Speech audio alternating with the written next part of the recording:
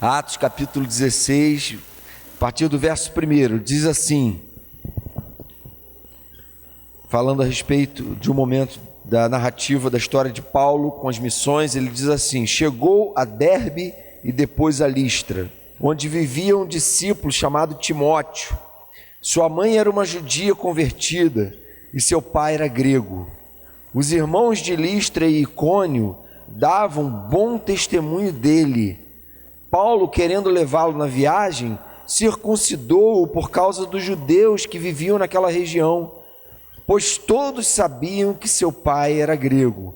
Nas cidades por onde passavam, transmitiam as decisões tomadas pelos apóstolos e presbíteros em Jerusalém, para que fossem obedecidas. Assim as igrejas eram fortalecidas na fé e cresciam em número cada dia. Senhor, queremos te pedir que neste momento, o Senhor, torne o nosso coração sensível, quebrantado, humilde. Não estamos aqui diante de um homem, estamos aqui diante do Senhor, diante da Tua palavra, e queremos aprender com ela. Queremos ter um coração ensinável, queremos ter um coração de fato aberto a aprender aquilo que o Senhor quer nos falar nessa noite. Talvez para alguns aqui a mente não vai ser estimulada, mas não é isso que buscamos, Senhor. Queremos que os nossos corações sejam tocados, se sintam desafiados. Queremos ser relevantes, fazer diferença. Para isso, invocamos nessa noite a Tua bênção sobre a nossa vida, a presença viva do Teu Espírito, para nos tirar de todo marasmo, de toda comodidade, para nos fazer pensar e repensar a nossa vida segundo o Teu projeto para ela. Em Teu nome que te pedimos, Jesus. Amém, Pai. É interessante o fato de que o texto está narrando as viagens missionárias de Paulo e, de repente, o texto é interrompido para fazer um breve parêntese aqui, para inserir um personagem no meio da narrativa, que é Timóteo. E um personagem que tem algumas características interessantes. A primeira delas é que ele era jovem. Outra delas é que ele, embora seja considerado muito relevante, ele nem era um apóstolo, nem era um profeta. Não há relatos de que Timóteo tenha feito grandes milagres, grandes sinais. Era simplesmente um jovem com o coração disposto a servir a Deus, a agradar a Deus, e Deus usou ele para encorajar as igrejas, para exercer o ministério pastoral, para desenvolver esse ministério ao longo de anos, para caminhar e andar com o apóstolo Paulo nas missões que ele estava cumprindo. E durante um tempo ele foi pastor em Éfeso, ele desenvolveu um ministério, mas que foi se desdobrando assim. E Timóteo, sem dúvida nenhuma, a gente pode considerar que ele entrou para a história, de modo que às vezes você pensa assim: poxa, eu entrar para a história, mas eu não sou um apóstolo, eu não sou um profeta, eu nunca fiz milagre nenhum, eu não sou isso, por exemplo, como a gente vê Pedro, não é? A sombra dele curava as pessoas. Eu não sou isso, eu sou um cara de carne e osso, simples, um cristão com as suas lutas, com os seus pecados. E a história de Timóteo nos mostra que, mesmo que a gente se reconheça assim, a gente também pode, assim como Timóteo, como cristãos regulares, com as suas lutas, com as suas fraquezas, com os seus pontos fortes e também fracos, fazer história e fazer a diferença no lugar que Deus nos colocou hoje. É isso que a história de Timóteo nos ensina. A gente precisa parar então para pensar no que temos feito da nossa história. Que biografia você está escrevendo? Que história você está escrevendo? Ou que os outros estão lendo em você e na sua vida? Grande diferença da vida de Timóteo não foram grandes e maravilhosos feitos, foi o fato de que Deus estava com ele. O que fez a diferença em Timóteo foi o fato de que Deus estava com ele. E os pontos fortes que a gente vai destacar aqui, gente, na vida dele, não são para exaltar o homem Timóteo, são para mostrar a diferença que Deus também pode fazer na minha e na sua vida, embora a gente seja cristão, nós sejamos cristãos regulares, com suas fraquezas, com suas debilidades, também com algumas características que Deus nos deu positivas para esse trabalho. Então, fala aí para quem está do teu lado. Deus também está com você. Deus também está com você, gente. Deus estava com Timóteo, Deus usou Timóteo, Timóteo se tornou um fazedor de história, Timóteo entrou para a história, entrou para a narrativa bíblica, porque Deus estava com ele, e esse mesmo Deus também está comigo, está com você, e a gente também pode fazer toda a diferença no lugar onde Deus nos colocou hoje. Então, agora vamos parar para pensar aqui nesses pontos deles. Os primeiros pontos que eu queria apontar são os pontos fracos. Quais eram os pontos fracos de Timóteo? O primeiro ponto fraco dele era o fato de que ele era jovem. Eita ferro, como assim? Pô, jovem, então quer dizer que ser jovem é um ponto fraco? Na verdade, naquela cultura, com menos de 30 anos, ninguém ia te ouvir.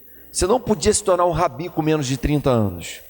Por isso que Jesus começou o ministério dele só com 30 anos. Ele teve que esperar para obedecer a uma ordem da cultura. Ninguém podia entrar para a corte judaica, que era o Sinédrio, com menos de 30 anos. Com menos de 30 anos, você não era ninguém naquela cultura. Ou melhor, você não era ouvido. Você não tinha como ser relevante. Não é? Então, Timóteo, o texto diz que ele era jovem e ele, apesar disso, entrou para a história. Talvez até no ambiente que você vive, em alguns contextos, você já tenha sofrido alguma forma de demérito pelo fato de ser novo. De repente, você falou uma coisa super sábia, mas ninguém valorizou, porque afinal de contas, quem é você para ensinar isso? Não é? Isso acontece, de certo modo, na nossa cultura, embora hoje haja uma valorização maior do jovem, e muitos jovens estejam cada vez mais novos, assumindo cargos de liderança em algumas empresas, em alguns ambientes de trabalho. Então, embora para a gente esse não seja um problema, para aquela cultura, a juventude de Timóteo era um problema. A gente vai ver isso em alguns textos aqui. Um segundo problema de Timóteo é que ele não fazia parte de uma família padrão. A origem de Timóteo não era uma origem perfeita. Interessante que diz aí, no verso 1 mesmo, né? Ele era filho de uma mãe judia com um pai grego. E ele, ao mesmo tempo, nasceu em Listra, que era uma província de Roma, de modo que ele tinha cidadania romana, grega e judia. Ele tinha uma tripla cidadania. Né? E então, esse era o pano de fundo, óbvio, político aqui da história. Mas o pano de fundo religioso dessa mistura era problemático. A mãe dele, judia, segundo a lei de Deus, não podia ter casado com um grego. Mais ainda um grego, porque o grego não só, alguns eram ateus, mas outros eram panteístas ou politeístas. Os gregos adotavam seus deuses, e lá no panteão grego, vocês lembram do relato de Atos 17, tinha um altar ao Deus desconhecido, ou seja, a gente está sempre aberto a uma nova divindade. Essa era a regra do grego. O grego, na antiguidade, a gente sabe das histórias, não é, de promiscuidade sexual que rolavam solta na Grécia. Não é? A gente sabe que esse casamento aí é um casamento que aconteceu debaixo de uma desobediência à lei de Deus. Mãe judia, o pai grego, uma mãe que certamente no passado havia desobedecido a Deus. E dentro de um contexto e de um pano de fundo romano, de uma cultura romana, que não era uma cultura cristã, nessa época, ainda não, né? Ainda era uma cultura absolutamente pagã. Então, gente, no meio desse ambiente de uma família que não era perfeita, que tinha suas falhas, de uma mãe que tinha suas falhas, de um pai que nem crente era, Timóteo foi levantado por Deus.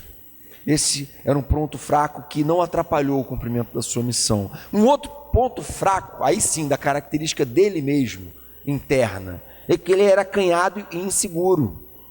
Timóteo era extremamente inseguro, e isso fica muito claro em diversas passagens. Paulo deixa claro que ele tinha essa dificuldade.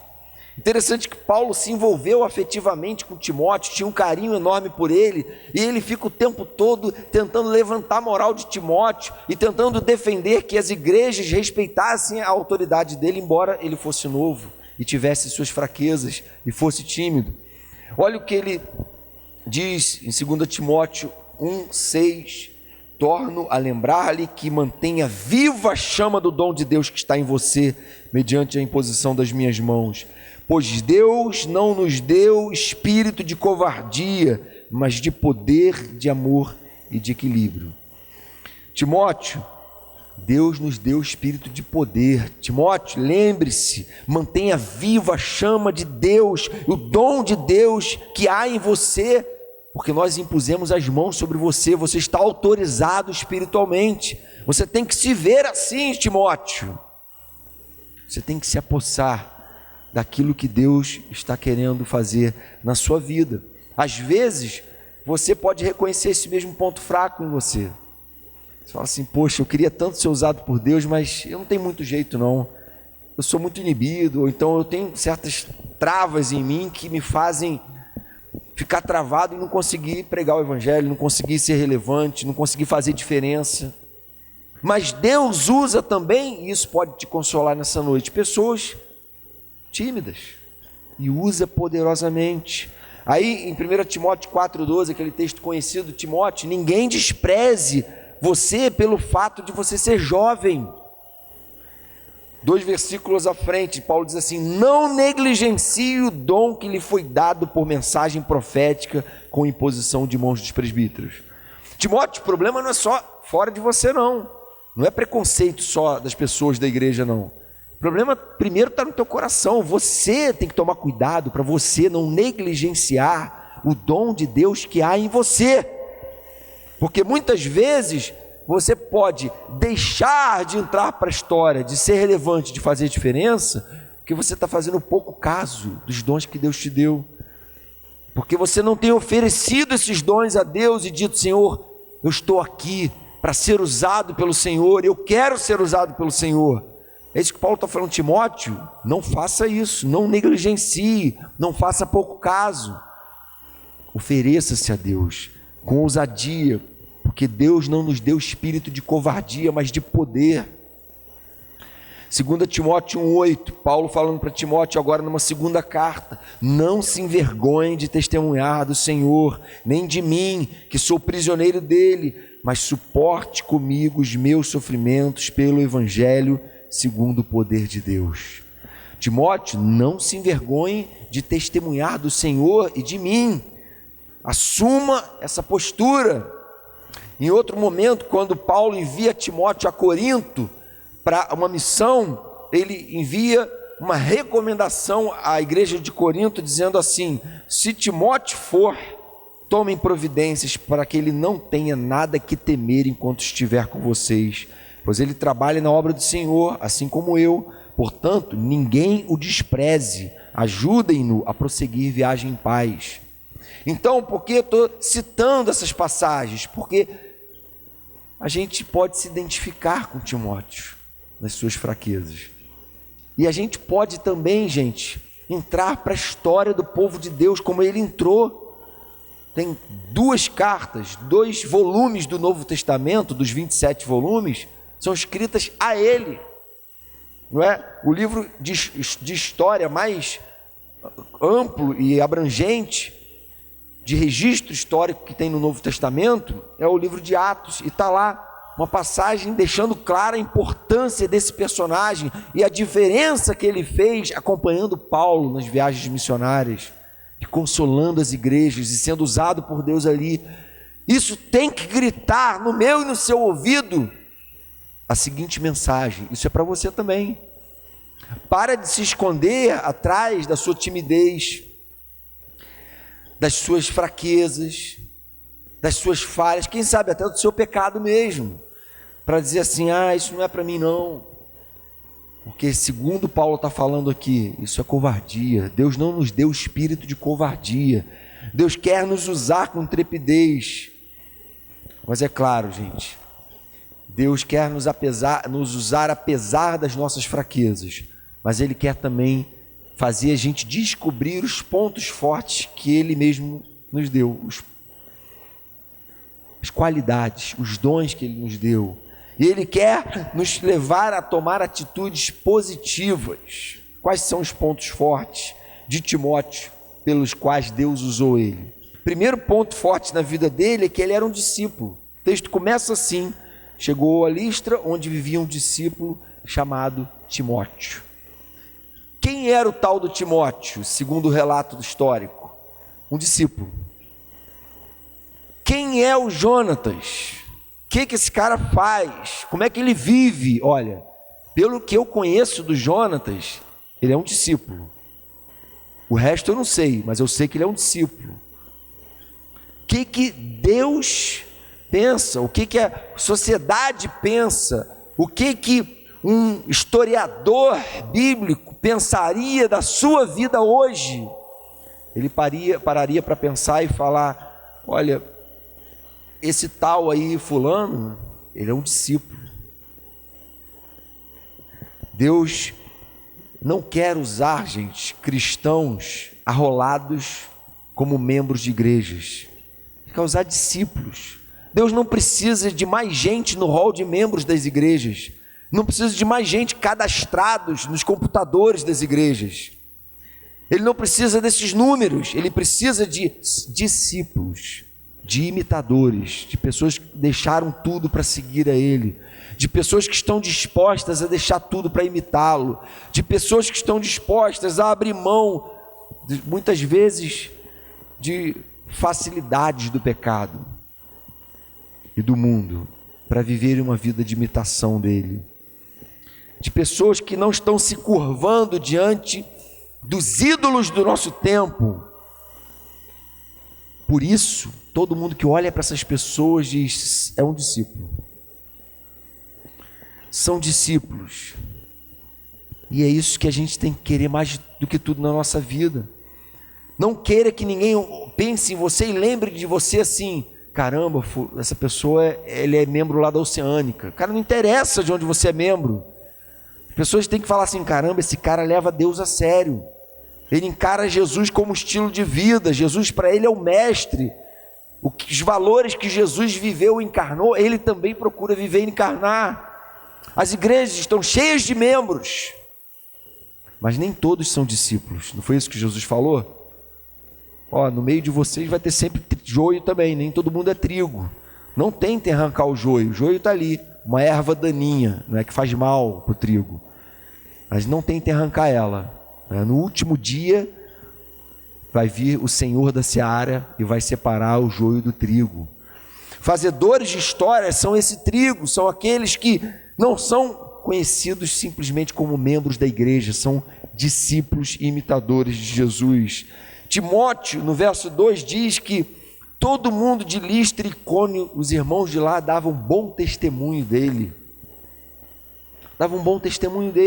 Como é que ele ia fazer diferença em viagens missionárias ao lado de Paulo, se quem vivia com ele não tinha nele um bom testemunho, uma boa referência? Tem gente querendo fazer diferença na África, mas não consegue fazer diferença para o vizinho, não consegue fazer diferença diante dos próprios pais, mas quer fazer diferença no mega projeto bombado, no meio de uma favela ou de um país, enfim, carente do evangelho. Mas a gente precisa, antes de buscar esses mega projetos, parar e pensar: caramba, a minha vizinhança, ele era de Listra, será que eu tenho bom testemunho deles? É fácil às vezes você convencer a galera da igreja que você é crente, que você é cristão, que você é discípulo e tal, mas convencer a galera que cresceu com você, que cresceu na sua vizinhança, que conhece você desde pequeno, ou quem vive debaixo do mesmo teto com você, de que você de fato hoje é um discípulo, você tem um bom testemunho, aí, gente, você pode fazer missões onde você estiver, você pode ir para onde for, porque lá você vai ser bênção de Deus, vai ser enviado por Deus, você vai fazer história, começando dentro da igreja. Terceiro ponto forte de Timóteo, então, o primeiro deles é que ele era discípulo. Segundo, ele tinha um bom testemunho daqueles que o conheciam de perto. Terceiro, ele soube aproveitar a boa influência de quem Deus colocou à sua volta. Gente, cada um de nós aqui conhece um monte de gente que é péssima referência, que é péssima influência. e conhece outros que são excelentes influências, excelentes referências. Se você vai absorver os hábitos, os valores das boas referências ou das más, vai depender de você. E segundo o texto, Paulo diz que Timóteo teve a qualidade de saber reconhecer as boas referências e absorver o que havia de mais precioso nelas.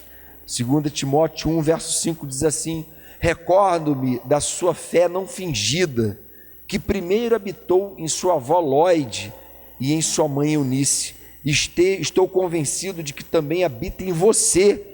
Por essa razão, torno a lembrar-lhe que mantenha viva a chama do dom de Deus que está em você, mediante a imposição das minhas mãos.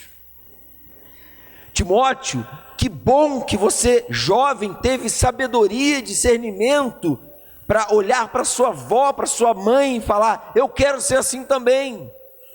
Que bom que você fitou os olhos em pessoas sábias, em pessoas que têm muito a ensinar, que você não foi tolamente seguir a onda, de repente, de uma maioria envenenada pelo pecado. Que bom que você soube valorizar o que de fato tem valor, porque você não está desperdiçando os dias da sua juventude, Timóteo, você está fazendo história. Amém, irmãos? Será que a gente entende isso, discerne isso, está buscando a imitação dessas boas referências? Como Paulo falou, né? Sejam meus imitadores como eu sou de Cristo, naquilo em que eu sou imitador de Cristo, né? Procurem assim como eu imitar a Cristo. 2 Timóteo 3,14, ele diz assim: quanto a você, Timóteo, permaneça nas coisas que aprendeu e das quais tem convicção, pois você sabe de quem o aprendeu, porque desde criança você conhece as sagradas letras que são capazes de torná-lo sábio para a salvação mediante a fé em Cristo Jesus.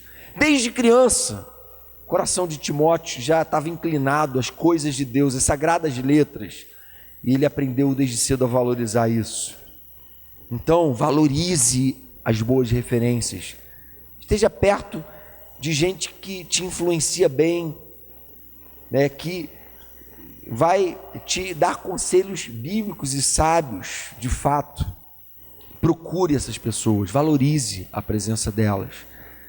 A gente falou lá no retiro ontem sobre a questão da popularidade, né? Tem muita gente tão absorvida pela ideia de que precisa se tornar popular, que começa a dar ouvido para uma bobajada de gente que não sabe nada, que só fala besteira, e sem perceber deixa o seu coração ser nutrido ou envenenado por essas influências. De repente decidiu que quer agradar certo grupo, diante do qual vai ter mais popularidade, e mesmo que isso desagrade um outro grupo que não vai te fazer tão popular, mas que vai te fazer coerente com o Evangelho. Então, cuidado com quem você tem deixado influenciar a sua vida, com quem tem exercido essa influência, porque todos nós sofremos, gente, todos nós, positivas ou negativas. A gente tem que pedir a Deus discernimento para escolher as boas referências e as boas influências. O quarto ponto forte de Timóteo é que ele se submetia a mudanças radicais em prol da missão. Sabe o que ele fez? Está lá no verso 3. Paulo circuncidou por causa dos judeus que viviam naquela região, pois todos sabiam que seu pai era grego. A mãe dele, judia, não circuncidou ele, porque o pai era grego, porque ela estava desviada até do judaísmo, provavelmente, não é? E aí a circuncisão que acontecia ao 8º dia, de repente o cara já grandão, jovem, tem que passar por esse constrangimento. Desagradável, uma cirurgia desagradável da circuncisão, que não fazia mais sentido na nova aliança. E Paulo foi incisivo falando para os Gálatas sobre o fato de que a circuncisão havia caducado. Para que então Timóteo teve que se circuncidar, gente? Se em Jesus e na cruz a circuncisão já perdeu a sua necessidade. Para quê? Porque eles estavam indo aos judeus e queriam alcançar os judeus, e judeu não ouve incircunciso.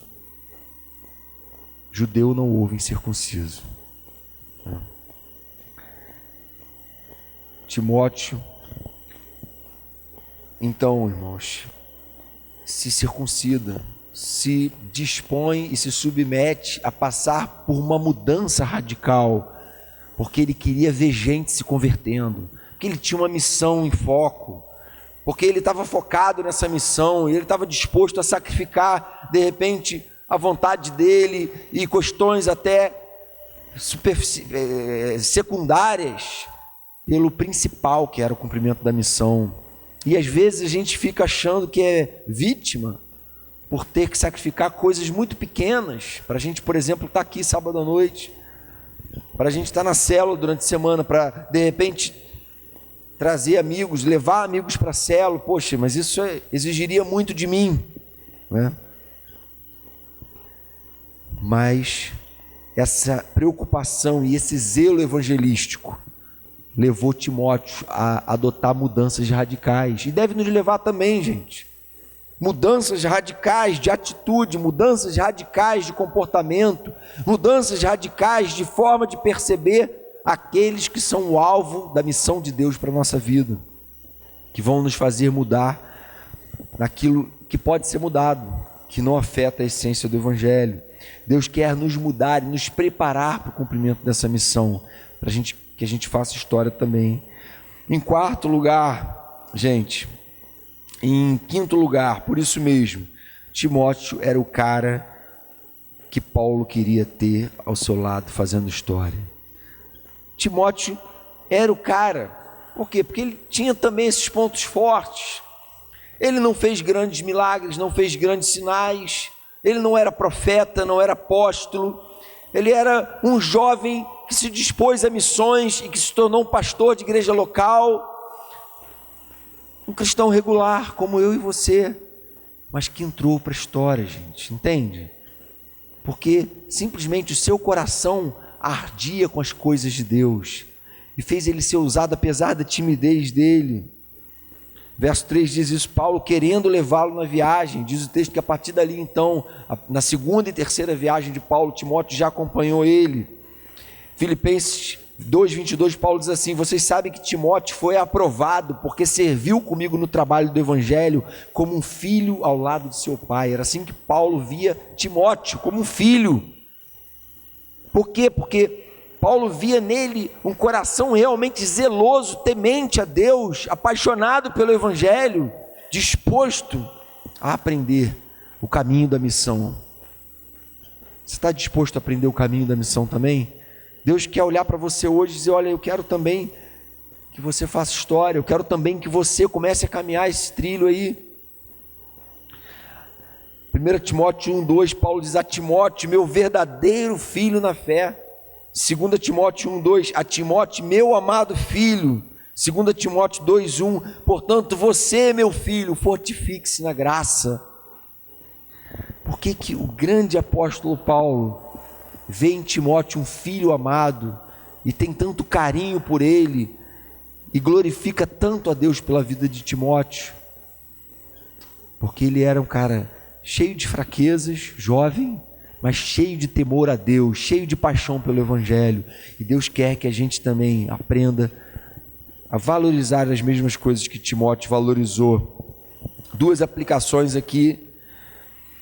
Deus quer usar você e a sua vida poderosamente, amém? Puxa, amém, gente, vamos lá, amém?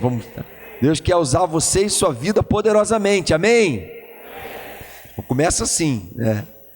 Lá no retiro a gente percebe isso, né? No primeiro dia a galera está assim, aí já no segundo a galera já está assim, aí no terceiro a galera já está pulando, porque a chama vai aquecendo ali, né? Devagarinho. Gente, não importa a sua idade, não importa a sua origem, não importam as suas fraquezas, não importa o que aconteceu no passado, não importa as experiências ruins que você teve, porque até elas vão ser usadas para que Deus te prepare para cumprir a missão que Ele quer cumprir na sua vida. Ele não se importa simplesmente com o passado. Deus tem paciência com você. Talvez as pessoas não tenham tanta paciência, mas Ele tem paciência com você.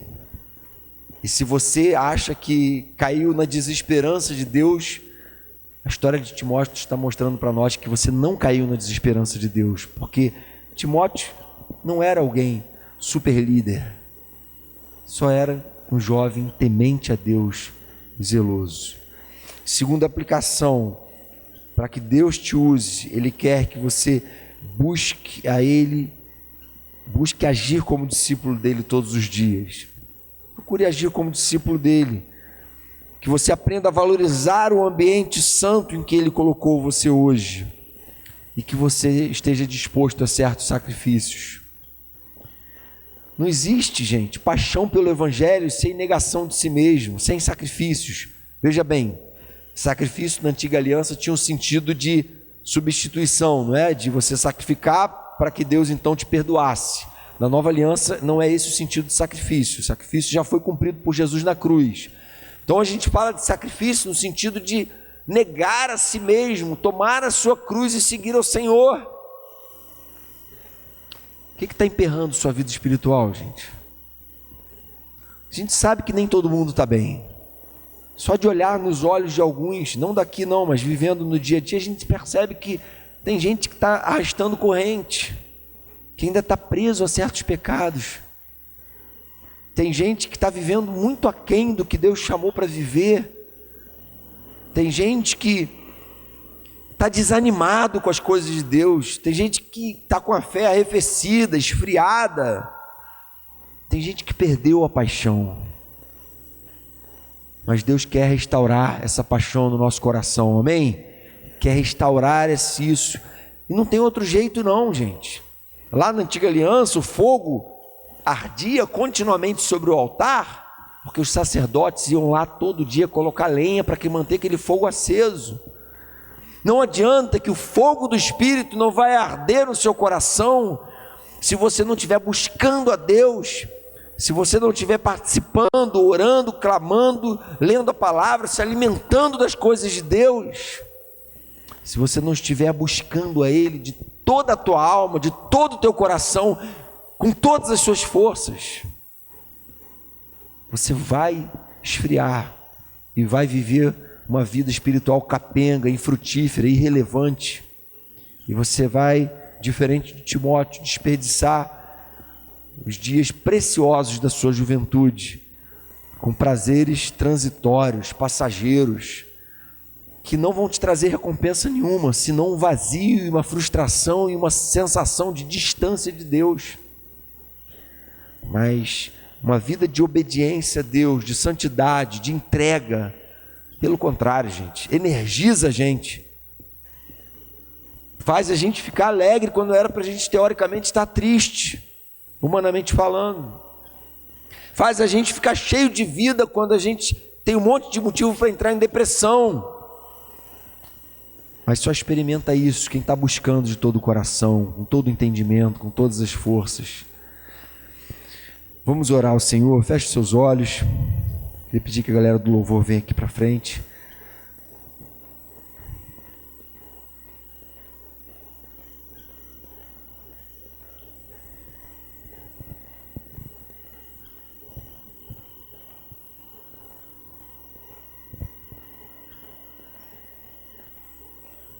Queria que você parasse para pensar na sua vida, no que você tem feito dela hoje.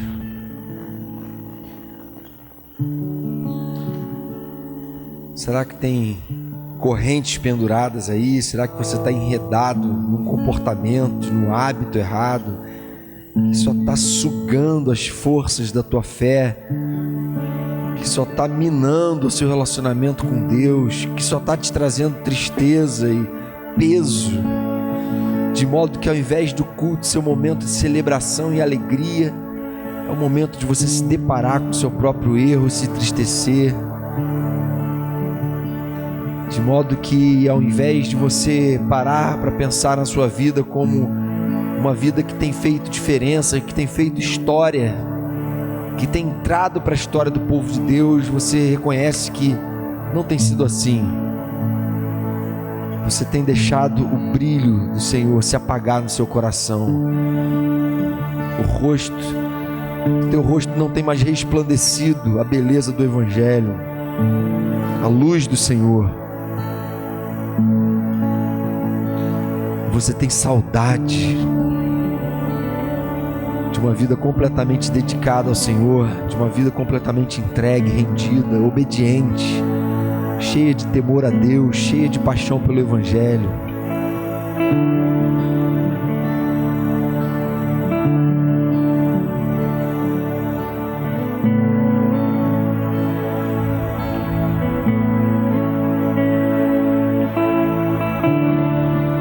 Senhor, fomos chamados para ser discípulos, Senhor.